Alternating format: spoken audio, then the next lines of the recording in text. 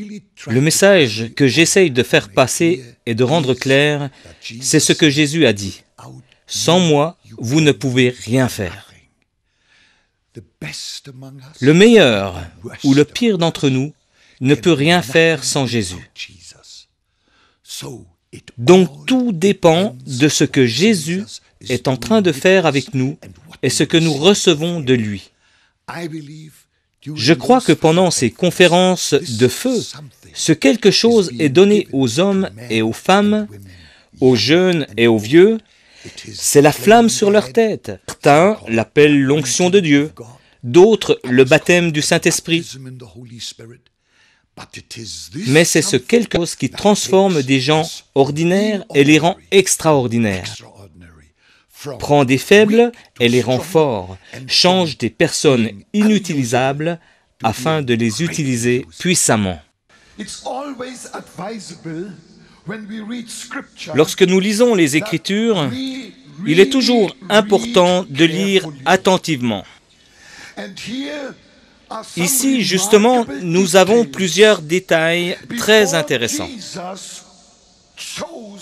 Jésus, avant de choisir ses apôtres, alla sur une montagne et pria toute la nuit. La Bible dit qu'il pria toute la nuit. Toute la nuit.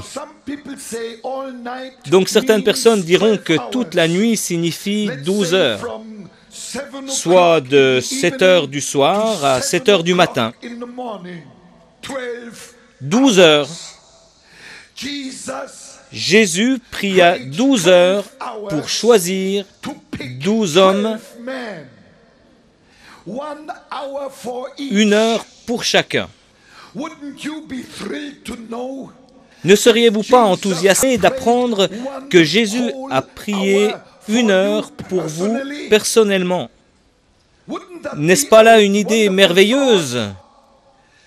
12 heures, priant, priant, priant, et disant, « Père, je dois choisir les hommes à qui je vais donner la mission de porter l'Évangile jusqu'aux extrémités de la terre.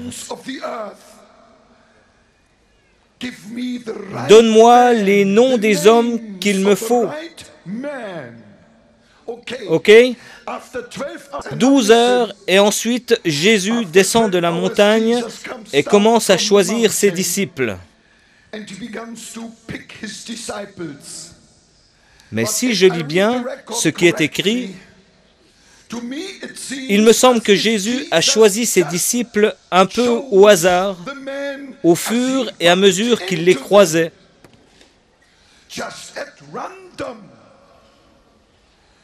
Vous deux, venez avec moi et suivez-moi. Et toi là, viens aussi. Vous trois, venez. Les deux gars là, venez. Toi aussi, là, suis-moi. 1, 2, 3, 4, 5, 6, 7, 8, 9. J'ai encore besoin de 3 en plus. Alors prenons toi, toi et toi. 12. Le nombre était atteint. Les 12 disciples étaient maintenant au complet. Alors, lorsque je vais dire la chose suivante, je ne veux pas que vous croyiez que je manque de respect envers Jésus.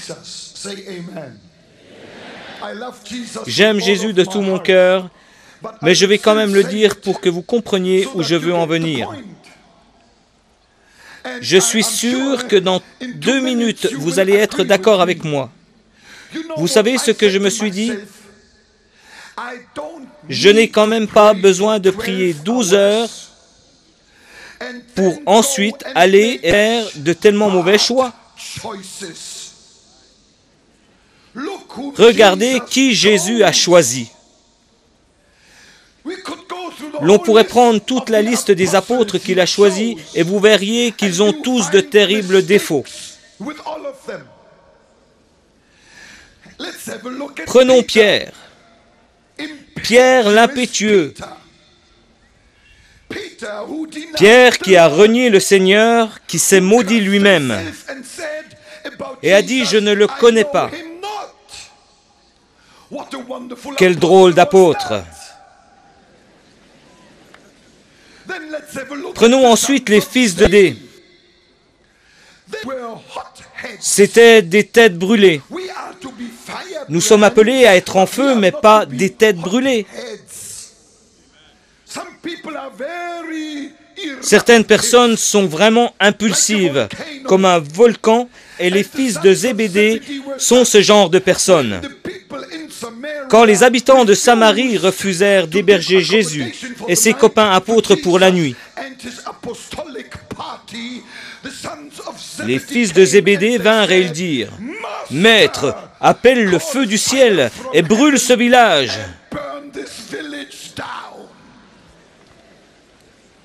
Quel drôle d'apôtre! Je crois qu'ils avaient Élie plus en tête que n'importe qui d'autre. Mais Jésus n'est pas venu pour brûler les villages. Il est venu pour sauver ceux qui sont perdus. Je pourrais continuer encore et encore. Prenons le pire de tous les apôtres.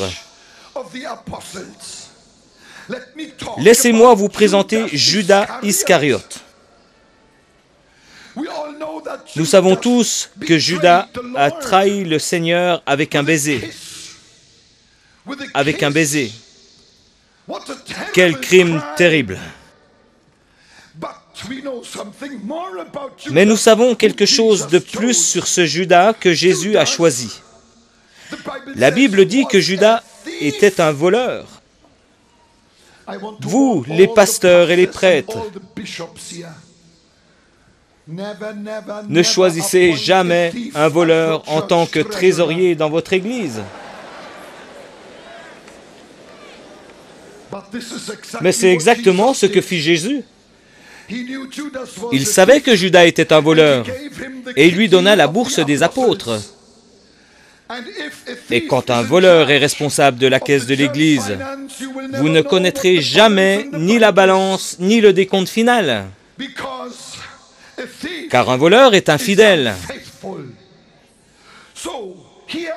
Alors voilà, je me trouvais avec le problème suivant.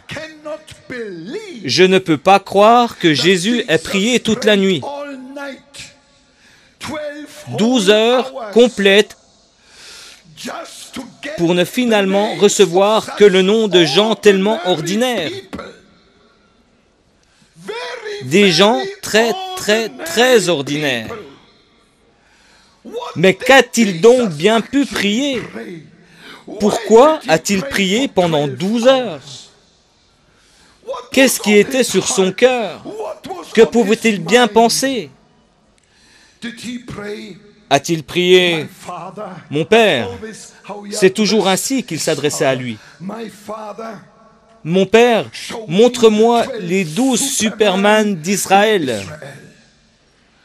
Tu sais, mon Père, que je suis sur le point de leur donner cette grande mission.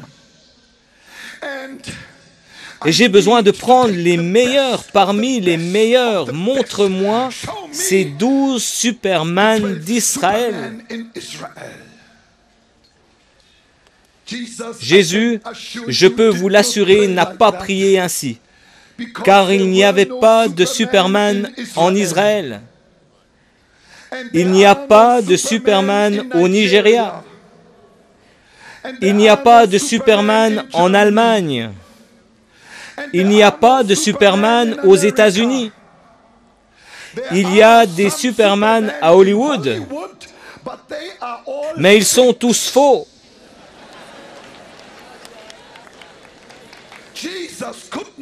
Jésus ne pouvait pas utiliser des Superman.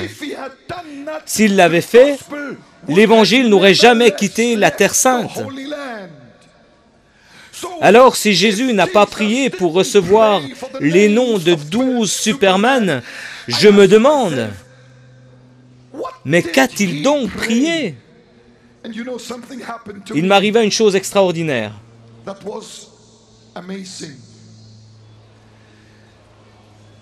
Un jour, le Saint-Esprit m'emmena sur la montagne où Jésus avait prié, et c'était un peu comme si j'entendais ce qu'il avait bien pu dire à ce moment-là. Voulez-vous savoir ce que Jésus a prié? Voilà qu'il a prié. Il a dit, « Mon Père, je suis sur le point de choisir les apôtres de l'agneau à qui je vais donner la grande mission de répandre l'Évangile jusqu'aux extrémités de la terre. Mon Père, ne me laisse pas choisir mes hommes comme le monde normalement choisirait ses hommes.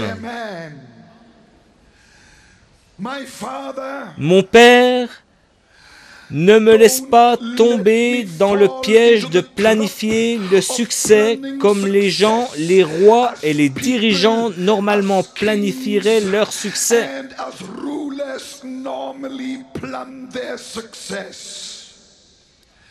Mon Père, pas ma volonté, mais que ta volonté soit faite. Et une fois qu'il avait la victoire sur ce point, Jésus descendit de la montagne et choisit des gens ordinaires.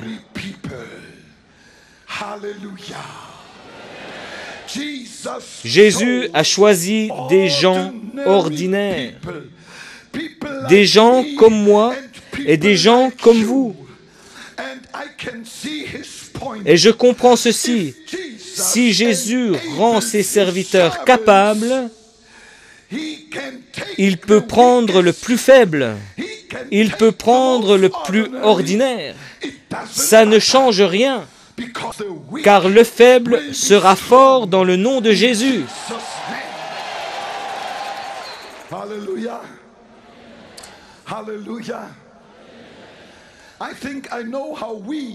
Je crois savoir comment nous aurions choisi. Nous aurions été à l'université de Jérusalem et aurions dit, « Donnez-moi une liste des hommes les plus brillants et les plus intelligents,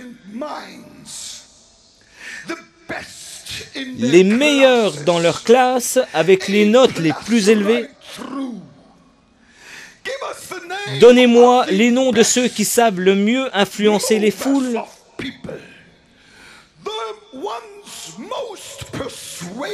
ceux qui sont les plus persuasifs, les grands orateurs qui savent comment persuader les gens. Donnez-moi la liste des meilleurs.